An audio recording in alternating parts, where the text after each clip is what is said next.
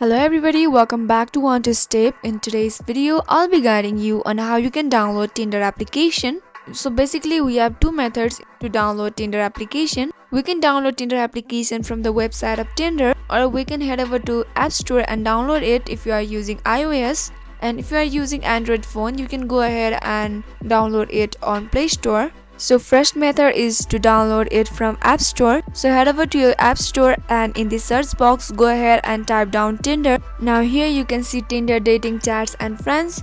You can see the download option. Go ahead and tap on it. It will start downloading on your device and you will be notified about the download or the installation once it's done. So another method is, and that's all guys. If you found the video to be helpful and informative, go ahead and subscribe to our channel and also press the notification bell for more updates.